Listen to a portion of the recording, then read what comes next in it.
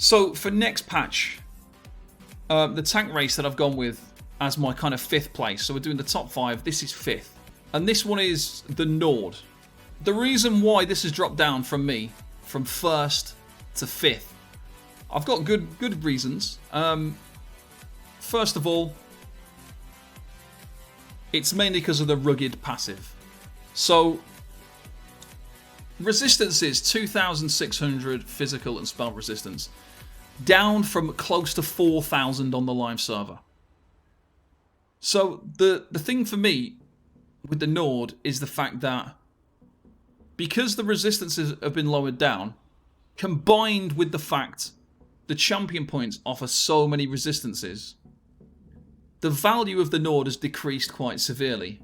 So, and it's all because of the resistances, because now, even on a different class, you can reach the almost limit on those. Now, the reason they're not off the... I mean, they're in my top 5 still. And there's a good reason why they're still in the top 5, because they are still useful. This isn't to say that the Nord isn't useful, because they are. The Nord is still a good choice. You've got increased max health by 1,000, and obviously you've got frost resistance, which has a minimal effect, but you could have some kind of benefit for it in certain situations. You've also got the increased max stamina, which is very helpful for tanking.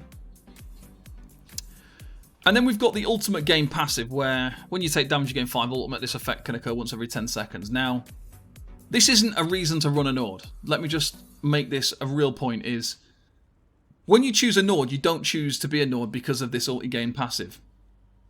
If you're trying to use it for that, then you've chosen it for the wrong reason, because if you've got an ultimate that costs 250 ultimate, it takes over 8 minutes to get that ultimate back. So if you're using aggressive Horn in a group for the group content, it's going to cost a hell of a lot to get it. So 250 ultimate.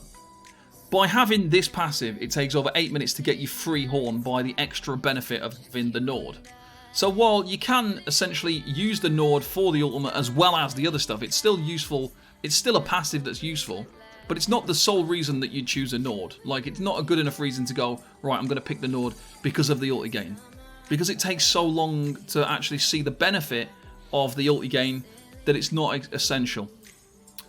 But yeah, like I say, the big reason why this is 5th now on my list is it's still good for tanking. So it's still good because you get the max health. It's still good for the max stamina. You get that little bit of ulti gain, which still helps a little bit. But the fact that the resistances have dropped and the CP has brought resistances much higher, they are a little bit unnecessary. Now, they only become unnecessary with the higher champion points that you get. So if you're a lower CP, if you're somewhere under 600 CP, the Nord is probably still going to be quite valuable for the extra resistances, even though they've been nerfed. However, once you kind of get in 600, 700, 800, up to 1,000, 1,100 CP, you're going to see much less benefit from being a Nord, because you just don't need the increase of the physical and spell resistance. You don't need it. It's not really necessary at that point, because you've got so many options of gaining this inside of the champion points. So for me, like I say, this is now moved down from 1st to 5th, in my opinion. Don't forget, this is my opinion, and everybody is allowed to have one. So you're allowed to have your own opinion and your agreements and disagreements, and that is just my process of thought for that one. So that's the Nord decorating that I've been doing. Right, so my 4th place choice for the best tank race is the Orc. And it might sound a bit strange to put Orc above Nord, but the main reason for me choosing this option is because of the ability to switch from tank to DPS, and like, it opens up the opportunity for a bit more damage. If you're an off tank, it gives you the opportunity to provide a bit more DPS while buffing your group as well. In solo content, it means you're going to be able to do more damage, but it's also a very capable tank option. When we look at the Orc passives, we've got increased max stamina, again, the same as the Nord. So the Nord's main like reason to use them now would be the max health and max stamina, the little bit of ulti gain, the little bit of resistances. For this one, we've got the max stamina, we've got the max health again. But we've got like a little bit of a better perk, I think, than what we have with the Nord. So when you deal damage, this is any damage, you heal for 2,125 health once every 4 seconds. So as long as you've got like blockade on the ground, you're going to get this 2k heal. And I mean, don't get me wrong, 2k isn't a huge amount. But the thing is, it's a free extra heal that you're going to get automatically. So whenever you're doing stuff like, let's say you're in the portals in Cloud Rest, when you've got Taunt of Zamaja, and when you're doing abilities, when you're taking damage, you're going to be getting that extra health, and it's a little bit of extra benefit. So that is probably a little bit more valuable than that tiny ulti gain that you're going to get with a Nord, maybe. Maybe. You think every 4 seconds you can proc a 2k heal. Over the course of a 5-minute fight, that's quite a lot of health that you're going to gain. It's not going to be the difference maker in life or death, most likely.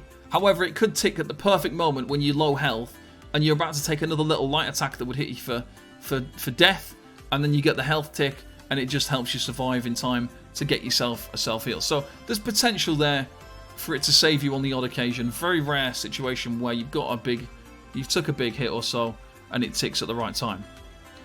Swift Warrior increases your weapon and spell damage. So let's say you're in a stamina group and you want to use Alkosh for next patch. So Alkosh isn't needed for Magicka groups at all. Let's make that point clear straight away. In a stamina group, you might need to use Alkosh. If you are an Orc and you've got the extra weapon damage, you need 3k weapon damage to be able to benefit from Alkosh at its maximum value. Now, if we look at the base stat here, this is... if you look at the base stat, 2,988 weapon damage. So we've pretty much maxed out our Alkosh proc without doing anything. In combat, that's going to even increase as well. So when we get like Spell Power Cure, Olorim, when we taunt an enemy with... when we taunt the enemy and proc our Yolnacrid, we'll also get Minor Courage, which will increase our weapon damage. So without doing anything, we would have the 3k weapon damage. The other thing is, if you are a Dragon Knight, you will benefit from the spell damage if you are trying to use Engulfing Flames. You need to have 3.3k spell damage for Engulfing Flames. Now, because you get weapon and spell damage now with the Orc, this makes them extra useful as a DK. If you don't have another Dragon Knight in your group and you're in a Magicka group, you have to use Engulfing Flames because that increases damage by 10%. So you need to reach 3.3k spell damage. You do need to increase your Magicka as well to get that 10%. But the fact that we're nearly at the spell damage point that we need to be at without doing anything, all we've done is we've chosen to be an Orc, and we're nearly at the spell damage limit already. So for me, this makes them extra useful because they're good for keeping up all these different skills. If we look at the Orc passives again, Swift Warrior reduces the cost of sprint and increases movement speed, bonus of sprint as well. So that is actually very useful for tanking. So because we're using heavy armor, the reduced cost of sprint is nice. When we're using heavy armor, we're slower.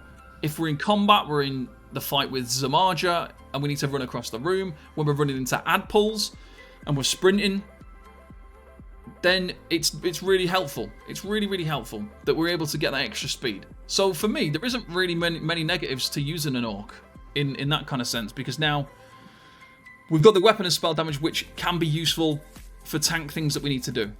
It also provides us with extra damage. It means if we're an off tank, we can provide more DPS. If we are a tank and we want to do questing and overland content, maybe we want to run a hybrid tank build, we're going to be able to do it really successfully because we're going to have more damage. And we will still benefit from the max health, the max stamina, and a free heal every 4 seconds.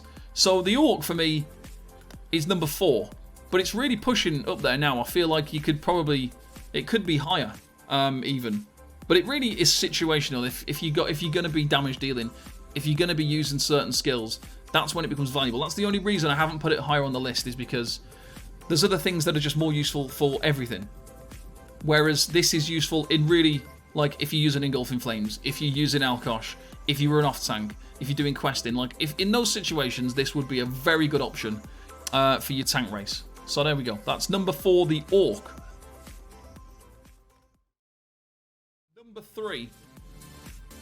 Number 3 on my list of best tank races for next patch is the Argonian. I feel like it's a bit of a strange one. So the Argonian has had a slight improvement and then a slight nerf at the same time. So it's a tricky one to balance, but I do think it's still a very good choice if you're not able to access some of, like, if you're not able to access the class that I'm saying is going to be number 1, for example. This is a good alternative. So the main reason for using an Argonian is to improve sustain. And with sustain looking a little bit more difficult next patch, especially if you're doing a lot of situations where you need to break free, if you need to use a lot of blocking, maybe you're permanently blocking and things like that, the Argonian is probably going to be quite valuable. If we look at the Argonian passive, so increases your healing done by 6%. It's not a huge value to us as a tank, but it is a little bit extra onto our healing. So it will help a little bit, but it's not going to make a drastic difference. But it's still something that's going to help us. Argonian resistance increases max health. So this is another one that gives us max health. And as a tank, we want classes, we want races that give us extra stats. So if we've got a class that gives us more stats, we've got a race that gives us more stats, it helps us because we want to have high stats. We want high magicka, stamina, and health. We want as many resources as possible of everything. So extra max health is nice.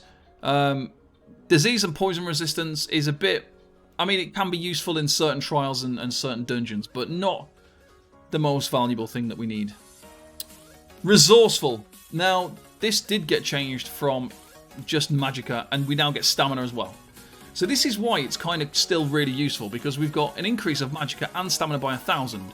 So overall, we're getting 1,000 magicka, 1,000 stamina, and 1,000 health. So we're getting a 3,000 stat increase overall, which is better than what we're getting from, let's say, the Orc. So the Orc only gets 1,000 stamina and 1,000 health. So we get that little bit of an extra boost.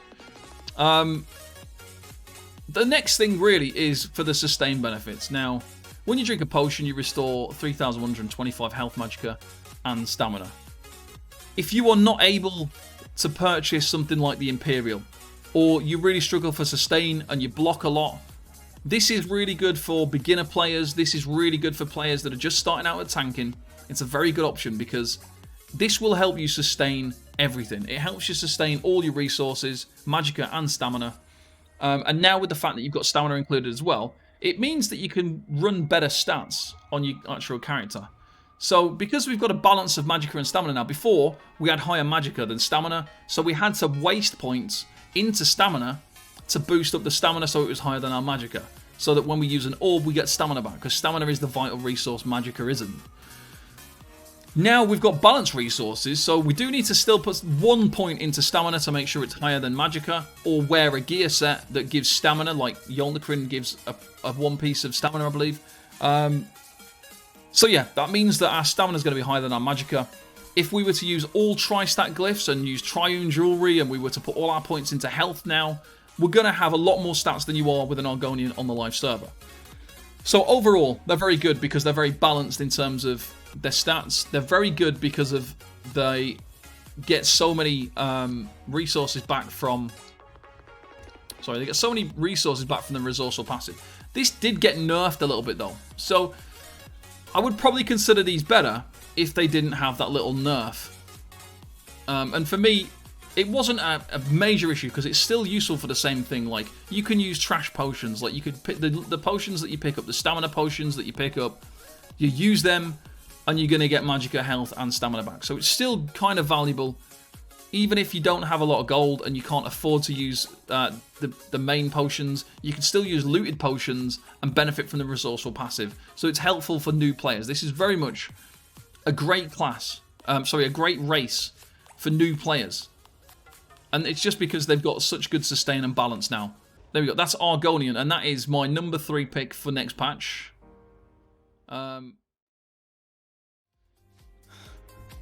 This is the next one, guys. So number 2 on my list is the Red Guard. It's jumped really high up, in my opinion. So this, when we were talking about tank races last time, this was somewhere near the bottom. It was okay. I think it was like 3rd, 4th from bottom. It was joint with the Bren. Now for me, it's second place in terms of how useful it is. So the reason I've chosen Redguard as number 2 is for the sustain and the max stamina. Now, you've got to consider the fact that everything now is more expensive. Break free, 5k. Blocking, 900 stamina. Each time you block one little hit, that's 900 stamina gone. Everything is quite stamina heavy in sustain. Now, by using a Redguard, we're still able to reach the cap of resistances with our champion points. Like, we're almost able to we're over 30k resistances if we're like using the champion points to benefit our like those things. And that's, so what's the point in being a Nord when you could be a Redguard that's still able to reach almost to that resistance cap, but you've got much, much better sustain. So first thing, increases the duration of food by 15 minutes. You're going to use Bewitched Sugar Skulls, you're going to get an extra 15 minutes. So even the first passive, which is it's typically useless on most races, for a Redguard, it's not, because as a tank you're going to be using food, you're going to get an extra benefit. So it's going to save you a bit of money. For this is a sustained benefit. So by using this, reduces the cost of your weapon abilities by 8%. Now this isn't like the main reason, but it helps. So reducing our weapon cost by 8%, that includes when you put down blockade, this includes all weapon abilities. So your taunt, your pierce armor, your heroic slash, which we're going to be using next patch. If you're doing like Sunspire hard mode and using defensive stance, or like let's say you're a Templar tank and using defensive stance as like a tool, you're going to get reduced cost by 8%. So it's quite nice for those things. And reduces the cost of your blockade. Blockade is an expensive skill at like 3.5k magicka, so for a tank, it's nice to have that extra reduced cost. Reduces the effectiveness of snares applied to you. Obviously, a little bit of extra benefit as well from that. Conditioning, increased max stamina by 2k. So overall, we get less stats than an Argonian. So an Argonian gets 1,000 magicka, 1,000 health, 1,000 stamina, 3,000 overall. With this, we're only getting a 2,000 benefit. So yeah, you don't get as many increased base stat, but you're still getting extra stamina. Now, stamina is the resource which is the bane of most of our problems. Sustain problems are stamina problems. Like, stamina problems are what creates our sustain problems, because if you don't have enough stamina and you burn through stamina too quickly, obviously that's a problem. So having more stamina is never a problem. It's always nice to have the extra stamina. Now, the final passive is Adrenaline Rush. This had a tiny buff, but the main buff to it is the fact that it occurs from any damage. When you deal damage, you restore 1,005 stamina. This effect can occur once every 5 seconds. So 1,000 stamina every 5 seconds.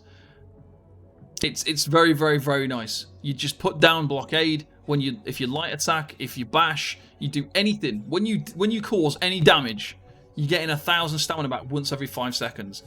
Now this is tens of thousands of stamina. This was less stamina, and you had to deal direct damage. So it had to be a specific, like you had to specifically deal direct damage, which it would have procced off taunt, like I say. It would have procced off things like that, but it wouldn't have procced off other stuff. It's just now it procs off any damage at all. Any damage whatsoever. So you put down elemental blockade, you get stamina back. So in a way, you can convert magicka to stamina, because as long as you're causing damage, so even when you do your range taunt, you'll get stamina back. When you cast blockade and blockade's on the ground, you could put blockade down on the ground and then go to your front bar and block and just stand there and blocking for the whole duration, and it's going to tick twice. You're going to get 2,000 stamina back for the duration of one blockade. If you overlap your blockade by a second, you're going to get like 3 procs within 15 seconds. It's become so good because of the sustain. And the stamina sustain at that. So you've got more stamina, you're gaining stamina, and you've got the reduced cost of weapon abilities. Because of those things, I kind of feel like this, for me, is number 2. And it's just because, especially if you are struggling for stamina sustain, this will help. You can use magicka skills now. You can use blockade to get stamina back. So you're converting magicka to stamina no matter what class that you're playing. So if you're playing the Templar tank, you can still do the same thing. It's like everybody now has the ability to kind of be like a Dragon Knight that can convert their Igneous Shield costing magicka into stamina with their passive. Now this does the same thing. By putting blockade down, you're going to get that stamina return. So I just kind of feel like it's really, really good now. And especially if you're in high blocking in situations, if you're in situations where you're having to cast a lot of abilities, if you're keeping Stone Giant up on a Dragon Knight tank, this is going to help sustain that by having that proc of 1,000 stamina every 5 seconds. You might not need the stamina, but like, you might as well make use of getting all of this stamina that you get from this rather than having the extra resistances from the Nord now. Because you can get, it's just free, it's proccing itself away in the background constantly all the time. Yeah, within a minute, like you got 12 procs a minute of this, which is insane. So over 12k worth of stamina per minute. And it's also, when you compare it to the Argonian, and this is why this is above the Argonian, for example. The Argonian uses one potion every 45 seconds and gets nearly 4k resources back. 4k stamina, 4k health, 4k magicka. This is going to proc 12 times a minute and is going to give you over 12k stamina per minute. So you compare what's better. This is better because the magicka that you get by being an Argonian is okay. The health that you get is okay, but you don't need them. You've got magicka recovery ticking away. You're healing yourself. People are healing you if you're in like a group. So you don't really need the incoming health. Whereas with this, you're focusing everything into stamina, and stamina is the primary resource. It's always the #1 resource for everything. If you've got no stamina, you can't block, you die. So there you go. Like, this is, for stamina sustain, like, undeniably, probably like the best for gaining stamina back if you struggle for stamina sustain. Okay, so my #1 choice for tank race for next patch is obviously the Imperial. And there's a number of reasons why I came to that decision. So I did a few sums and I worked a few things out. And it was tricky to choose between the Red Guard and the Imperial, because the Red Guard has gained so much benefit now from being able to proc and get those resources back so consistently from any sort of damage that it is very valuable. Yeah, so my big problem with the Imperial really is just the fact that it costs crowns. You got to buy it. If you don't have it, you don't have to buy it, but you could just use an Argonian for the sustain. You could just use a Red Guard as well for sustain as well. So you don't have to choose Imperial, but the Imperial for me for next patch is #1. If we look at the reasons why, obviously it's the increased gold gained by 1%. Massive, massive benefit, guys. Not really. Okay, so when we look at stats, max health increased by 2k. We've then got increased stamina by 2k. So the Argonian had 3k extra stats. The Red Guard had 2k extra stats. This has 4k more stats of health and stamina. Great stuff. So it's got the same stats as the Red Guard, but it's also got 2k more health on top of that. Which, both of these are obviously great for tanking. Now the big reason, this is the #1 reason why they are top, is reduce the cost of all your abilities by 6%. This is every single thing that you do. And that's the only reason why these edge it for me over the Red Guard, is purely because this reduces the cost of everything. It reduces the cost of your block, your roll dodge, your sprint, everything. Your bash, your break free is all reduced. Now, if you look at this, reduced break free cost, 4,806. Now, this is without any champion points or gear on or anything. So it's looking pretty good, because on one of my other characters, it was 5,200. So it's making a huge difference. The cost reduction includes every ability, whether it's like a health ability, so like Warhorn is going to cost 235 ultimate instead of 250. So when you work out the difference between an Imperial and a Nord, if you look at the cost of the ultimate, so every time you cast your ultimate, it's going to be 15 ultimate less. Now, that kind of, when you combine it with everything else, works out for me better than the Nord passive of the ulti gain. Because the ulti gain takes 8 minutes to get a free horn. This is obviously, you've got to cast more horns to get a free one, but you're able to just horn sooner. It includes the cost of all abilities. So when we go run a Dragon Knight, we've got a lot of expensive abilities on a Dragon Knight. So Stone Fist Like, this is usually about 2,200 stamina. Now it's going to cost 2k. When we look at things like Igneous Shields. Igneous Shields is an expensive ability. It's over 4k magicka on a Dragon Knight usually. It's down at 3,700. So this is better than everything else because everything is reduced in cost. And the fact that it includes ultimate, it includes break free and dodge roll and blocking is the reason why it's so important. So sustain is going to be so easier if you use an Imperial. And we have to go back to the thing we said at the start, which is when we look at the heavy armor passives and stuff, like we have got increase the cost of dodge roll and things like that. So by being able to mitigate that a little bit with using the Imperial is useful. The block cost, we don't have the reduced block cost anymore from the champion points. We don't have tenacity. We don't have a lot of the CP things we would have used on a tank. So now, people might find that they do struggle a little bit with sustain. I don't think personally that I'm gonna struggle to tank on any race.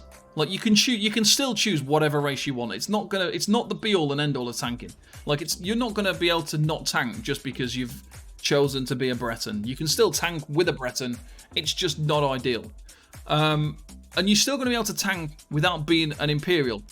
But sustain's going to be just that little bit more difficult. Next patch especially, because of the champion points that we've now lost. We've lost tenacity.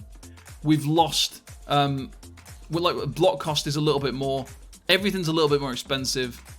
We don't have as... the block cost reduction CP isn't as good now. It's pretty useless, to be honest.